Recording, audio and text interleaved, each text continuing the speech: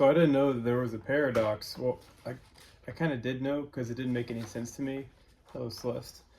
I didn't know that there was a paradox with planet building called the vacuum paradox. And the only reason why I found this out was through ChatGPT, the language processing thing that's online. Now people say, well, it's a yes man, it will always agree with you, but I don't know if that's necessarily true. Um, I think it can make things agreeable, but it won't necessarily agree with you. It can show you things that you're missing or help you out with a few things, word things differently, and I found it to be extremely helpful. But the vacuum paradox here, stellar metamorphosis versus the nebular hypothesis. SM sidesteps the vacuum problem by embedding heat producing and differentiating processes inside a thick atmosphere. Heat is retained, chemical processes proceed, and planetary formation happens in a rich, frictional environment. The key physics in SM are high opacity atmospheres reducing radiative cooling. That's the thermal blanket I discussed earlier. Internal pressure and temperature remain high for extended periods, extended meaning billions of years. The strengths of SM are avoids reliance on high energy collisions, and it provides a coherent thermal and chemical environment.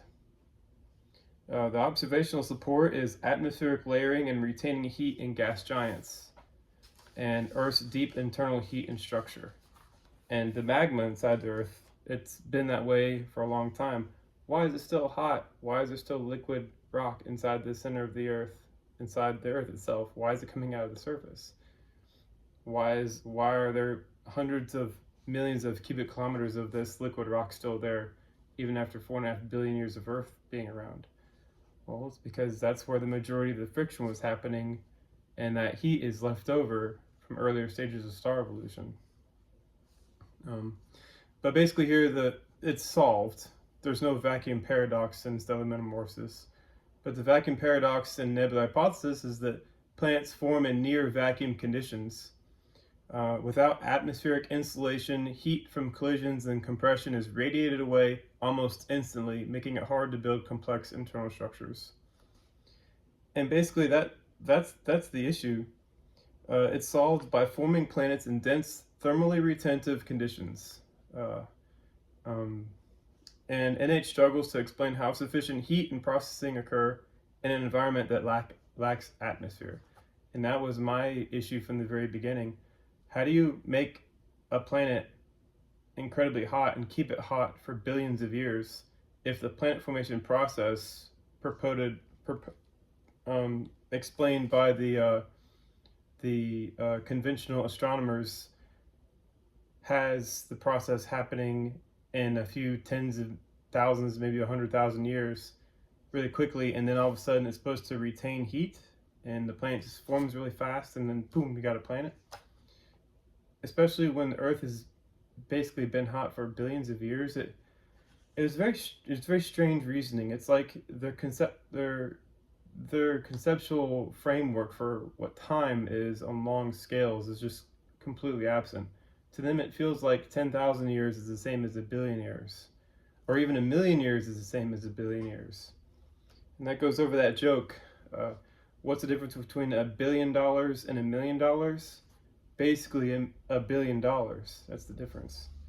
And I don't want to read this whole thing out, but I'll go over this bottom part here. Why stellar metamorphosis has the edge? Friction, SM, enables real sustained drag heating through thick atmospheres. Nebular hypothesis relies on inefficient collisions.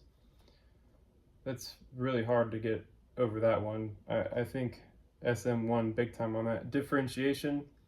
SM allows for gradual, thermally supported internal structuring. NH depends on rare and abrupt events. So collide, impact, the heat's supposed to remain for a long time inside the vacuum. Doesn't make any sense. Thermal history. SM provides a vast energy and reservoir and insulation, most importantly, that thermal blanket. NH cannot account for long-term heat without external mechanisms. So they have to add extra stuff in there just to make it work. The vacuum problem, SM avoids it. I just went over that. By forming planets inside of a gaseous envelope, NH is constrained by it. In the Nebular hypothesis, they form planets outside of an atmosphere in vacuum, which obviously doesn't make any sense. You have to be able to heat stuff up and keep it hot for a very, very, very long period of time. And the only place that can happen is inside of a star. And that basically amounts to it, that part. And I also wanted to point out, I had written a paper in 2019 called, it was the, what is it called? Well, basically it had to do with when meteors enter in a star and they burn up. Basically, when you have that iron burning up inside the atmosphere, it acts as a catalyst.